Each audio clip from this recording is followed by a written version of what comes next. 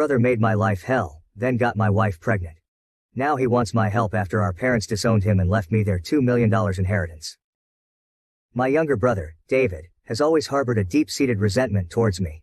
If you think it stemmed from jealousy, you'd be wrong. He was the favored child, not me. There was no reason for him to be envious. To give you some context, our mother always indulged David. He was the golden child of our family. She cooked his meals, did his laundry, and even asked me to help him with his schoolwork. I was expected to assist him simply because we were family, but I never received the same consideration. I accepted this, as I was quite independent. Perhaps it was partly my fault for always meeting his needs without expecting anything in return. He never helped me when I needed it, and only approached me when he wanted something. While I was a quiet, introverted kid who enjoyed studying and keeping to myself, he was loud and rough, just like our dad. I also tend to be straightforward and honest, never sugarcoating things. I believe my mother may have developed a negative perception of me because of my straightforwardness. This favoritism made David the family's darling, and I didn't mind it while we were growing up. However, problems began when he started bullying and mocking me for being different from him. He would tease me about my height and the fact that I wore glasses. He would sneak into my room, read my diary, and then complain to my mom about what I had written. When I yelled at him and complained to our parents about him invading my privacy, they would laugh it off, saying it wasn't a big deal. He did more awful things, like nearly breaking my glasses and putting nasty things in my food. He even once put little stones in my cereal, but luckily, I found them before they could damage my teeth.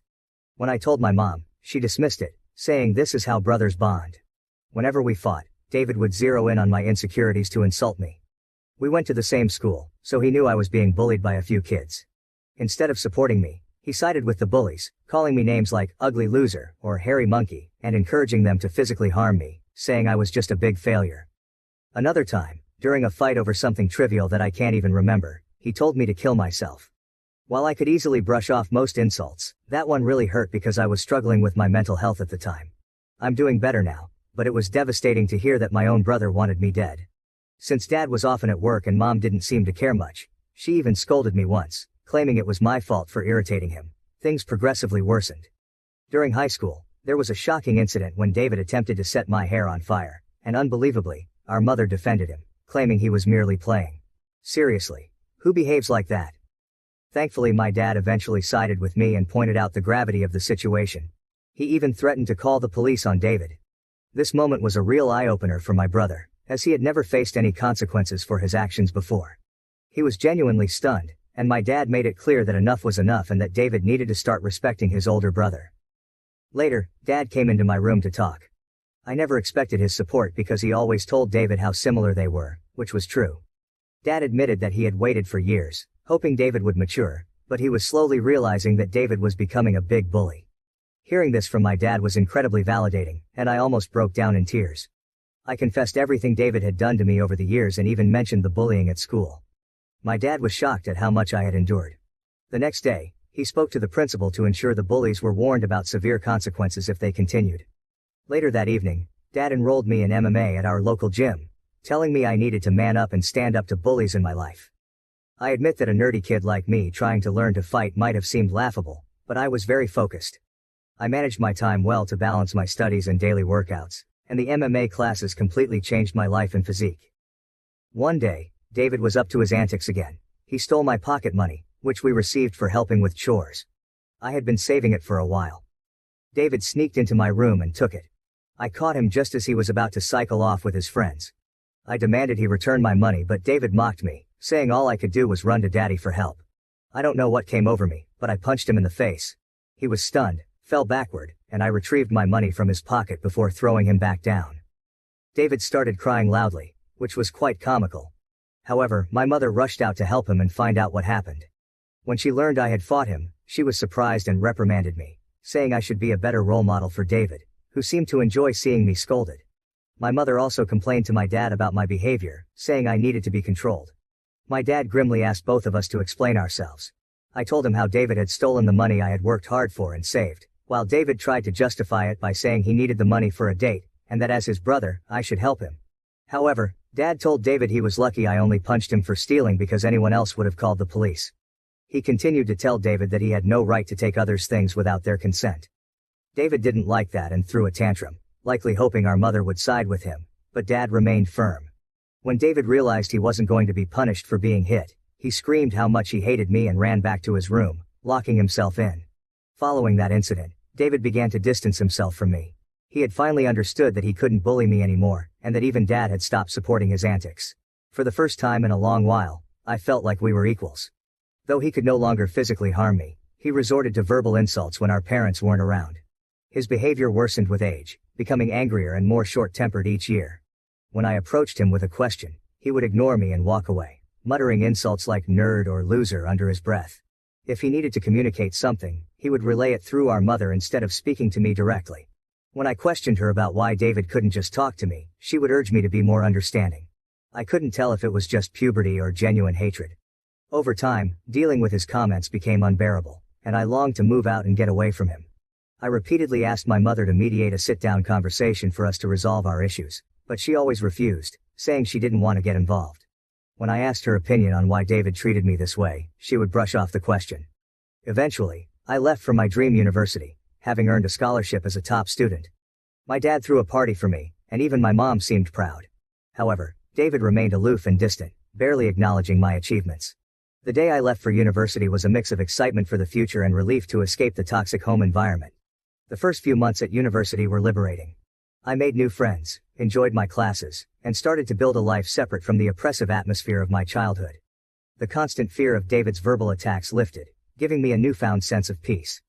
During my second year, I met my wife Karen at a frat party through a friend, and we immediately clicked. Coming from a religious background, having kids outside of marriage was frowned upon. However, when we discovered she was pregnant in our final year, we decided to marry right after graduation. Our wedding was a small but joyful ceremony. Our parents were happy for us, and we enjoyed the celebration. At that moment, I believed Karen was the love of my life. I had always envisioned a monogamous relationship, one woman to come home to and share my life with. Despite other women showing interest over the years, I never pursued anything because I was genuinely content in my marriage. Karen was my dream girl, and I never wanted to hurt her. However, I later uncovered 2 incidents of infidelity in our marriage. One was an intermittent affair with her married co-worker that spanned several years, and the other was a brief fling with an ex-boyfriend during a visit to her family. Some might think I was naive, and looking back, I can't completely disagree. Each time we separated for a while, I chose to forgive my wife. I didn't want to raise our child in a broken home and believed we could overcome these obstacles. The affair with her co-worker happened when we were young, and I attributed it to youthful mistakes and poor judgment. For a period, things seemed to get better. Although I could never fully trust her again, I did my best to set aside my doubts, knowing that if I chose to forgive, I had to genuinely work toward a fresh start. It's been 4 years since her second betrayal, and I felt confident in my decision to give her another chance. Karen seemed to have changed, and we were genuinely happy, planning our family's future. However, 3 months ago, my world was shattered once more when she revealed that she had been having a long-term affair and suggested that our son might not be mine.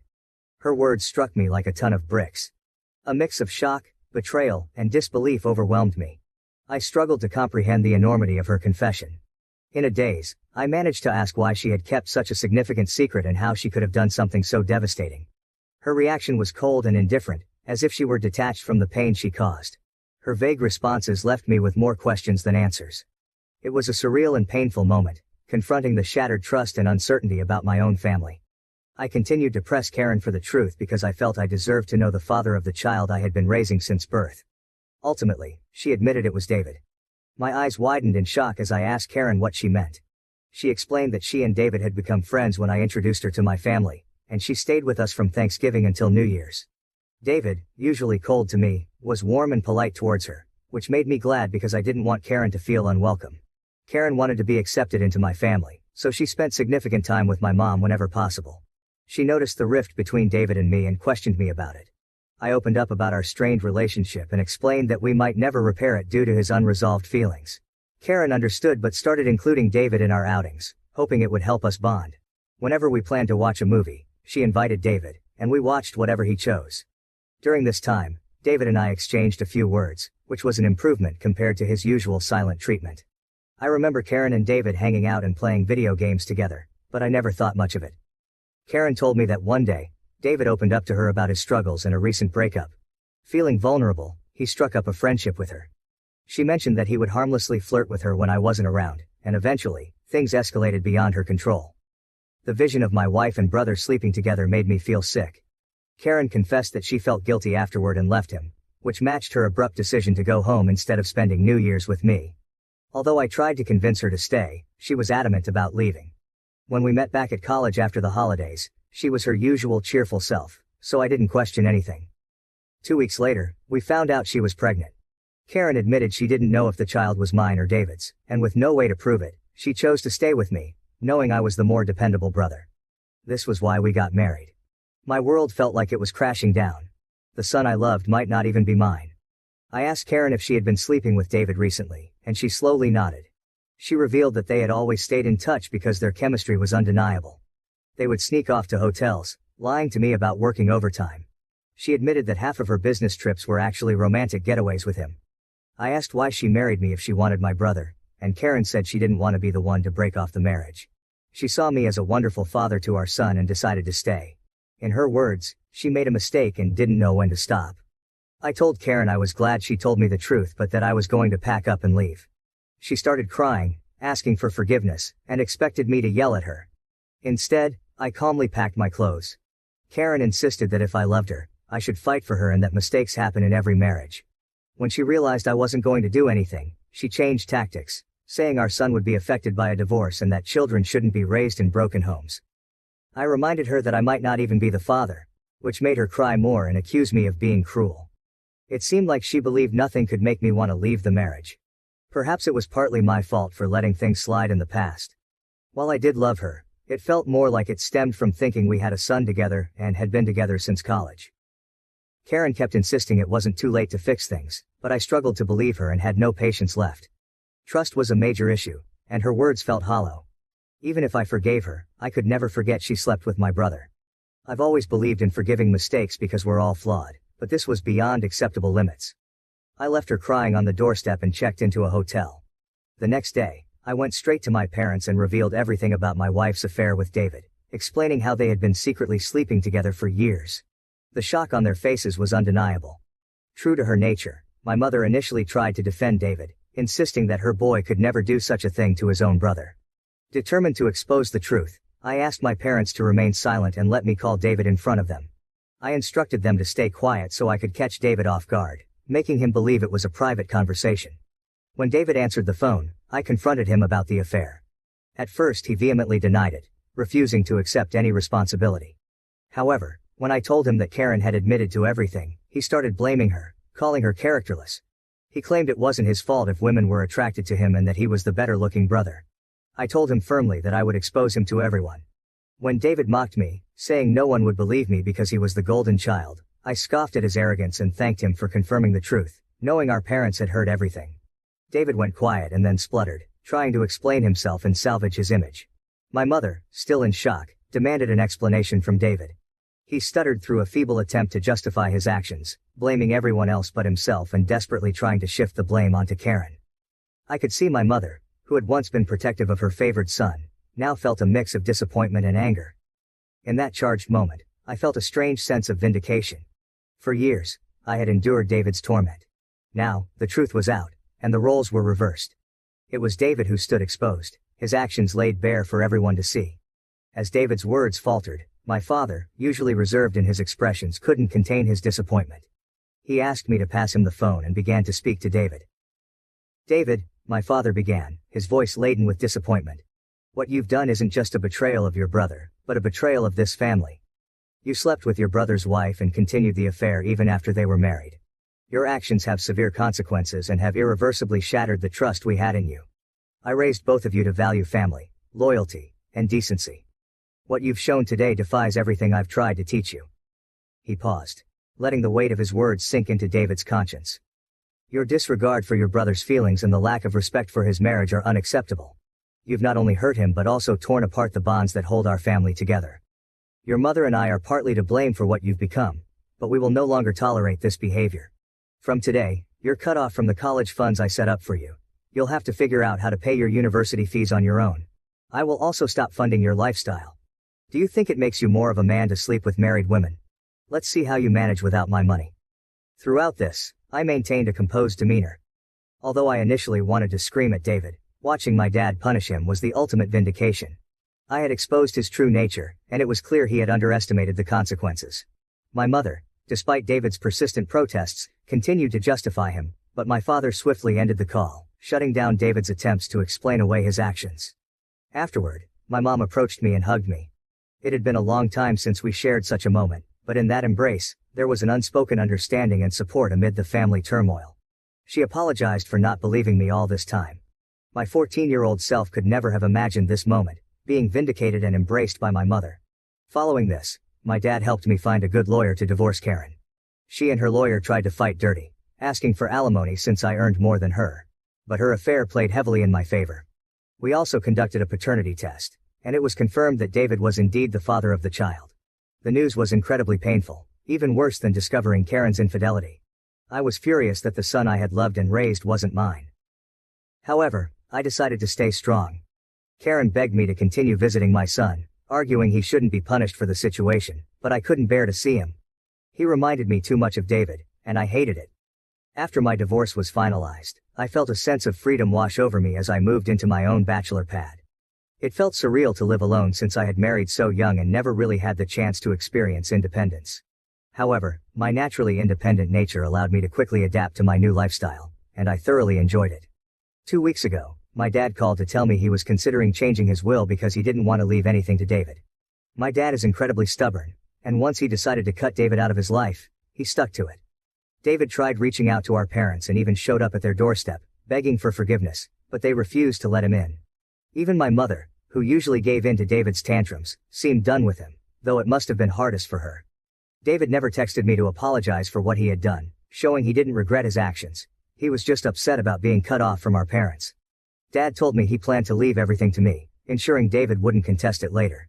He would leave David only $1. My eyes widened in shock as my dad had worked hard his entire life. Including his assets, retirement fund, and life insurance, the total came to nearly $2 million. The only condition in his will was that if my dad passed away before my mom, she would continue living in their house, even though ownership would transfer to me. I didn't mind this, as I wanted to care for my mom in her final days. Somehow, David found out about this, and, unable to reach our parents, called me yesterday, trying to make amends. He explained how he was struggling with college and that after Karen discovered the paternity of the child, she had been pestering him for child support. He said he had no money and was looking for part-time jobs but couldn't find anything. He begged me to talk to our family to start fresh since he really needed my help. I laughed in his face and told him I was done with him. I reminded him that he should have thought about the consequences before sleeping with my wife and getting her pregnant. David argued that I was being unfair and that Karen was also to blame, to which I agreed. I reminded him that I had divorced her, making her his responsibility now. He shouldn't be calling me to complain about her or the child since these were the consequences of his own actions. David started to raise his voice, but I interrupted, reminding him that he was no longer the favored child in the family but the black sheep who had slept with his own brother's wife. At that moment, David began to cry, telling me how everyone, including our grandparents and relatives, had turned against him. While this was true, it was no longer my concern. I told him we were done and that he should never call me again since I no longer considered him my brother. Since then, I've replayed the conversation in my mind. Despite my hatred for my brother, I had never heard him cry, at least not since we were kids. I won't lie. It did hurt me a bit to see him so helpless. So, I guess I'm here to ask if I should talk to our parents about him or if I would be an asshole if I don't. Update 1. Hi everyone, many of you have been asking why I am no longer in contact with my son Henry, and some have even called me cruel.